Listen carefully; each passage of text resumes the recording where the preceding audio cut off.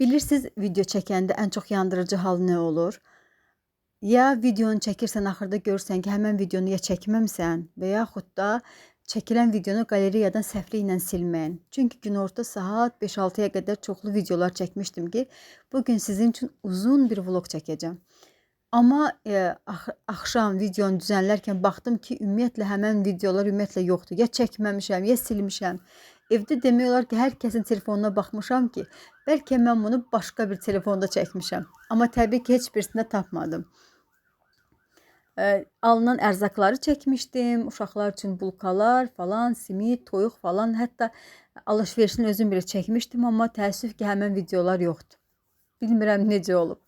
Bir də gördüm ki, bacım oğlu ilə bizə qonaq gəlib. Düşündüm ki, nə edim? Həm söhbət eləyək, vaxtımız yeməyə çox getməsin. Ona görə uşaqlara toyuq aldırdım və badımcan, kartof, pomidorla onları sobaya qoydum. Toyuğu doğrayıram. Yəni mən necə edirəm, elə sizə izahını verəcəm. Toyuğu doğrayıram, duz, istiot. Əgər evdə varsa turşu çox az, daha sonra biraz tomat, biraz mayonez çox ləzzətli olur. Bir də toyuq üçün ədviyyat var, ondan vururam. O həqiqətən də çox ləzzətli eləyir.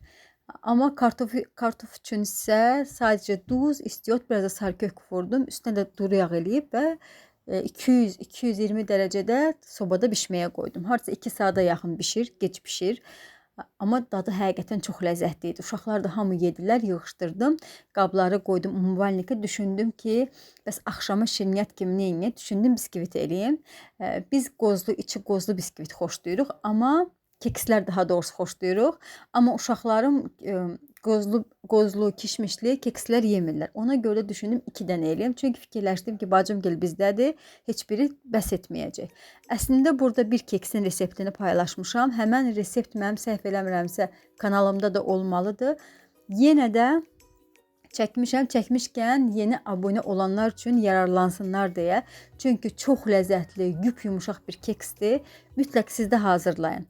Demək nə edirik? 3 yumurta və 1 stəkan şəkər tozu plus vanili möhkəm, qəşəng ağarana qədər mikserlə çırpırıq.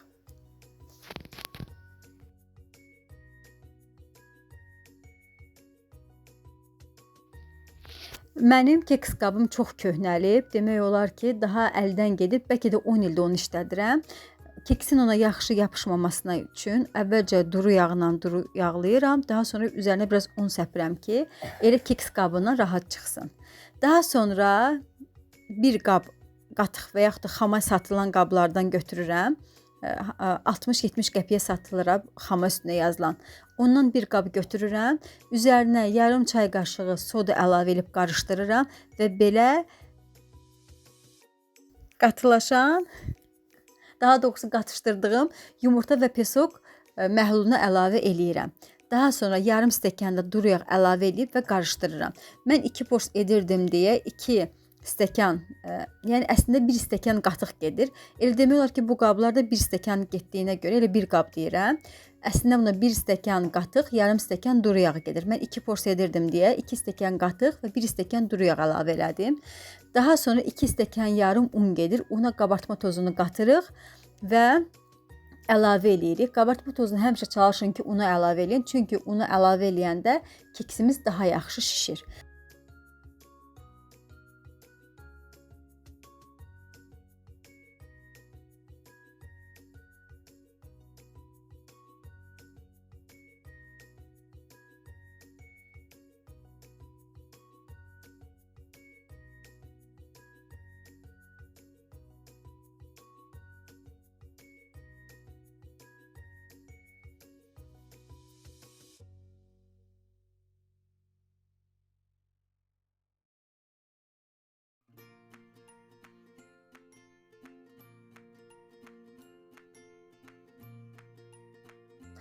Onları keks qablarına əlavə eləyirəm və keks qabının çox dibində çox az saxlayıb ona kakao əlavə eləyəcəm.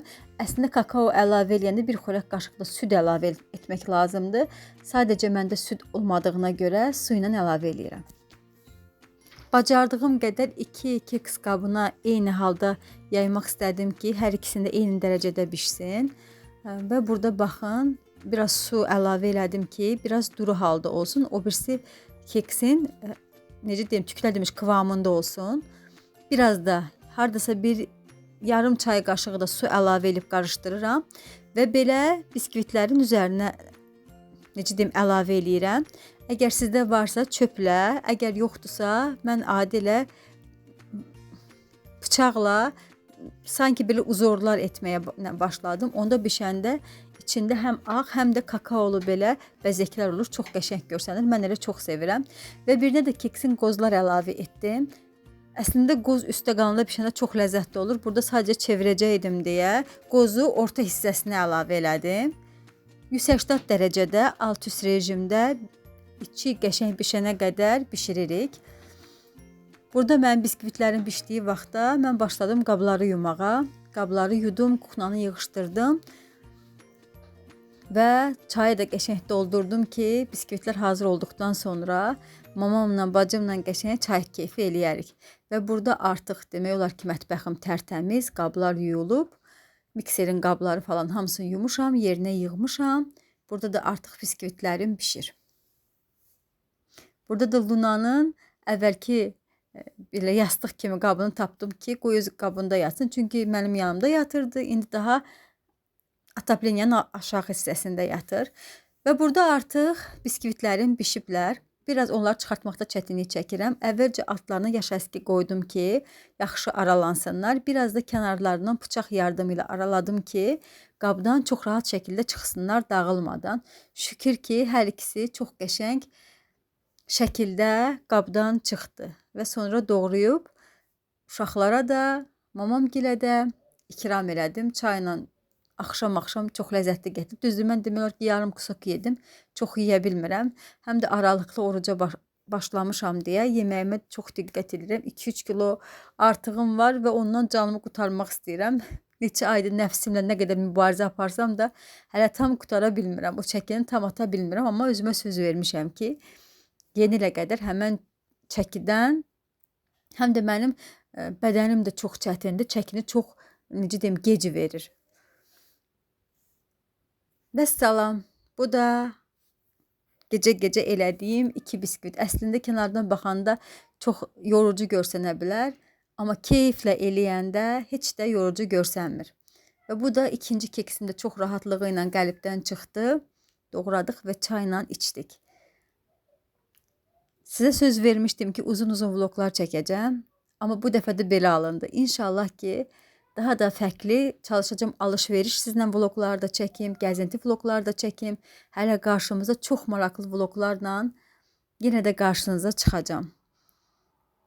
İndi isə bugünlük məndən bu qədər. Səhifəmə abunə olub, bəyənib və rəy yazmağı unutmayın. Bir də yeni abunələr gəlib, hamısı xoş gəlmisiniz. Daha gözəl vloglarda inşallah görüşmək diləyi ilə. Hələlik.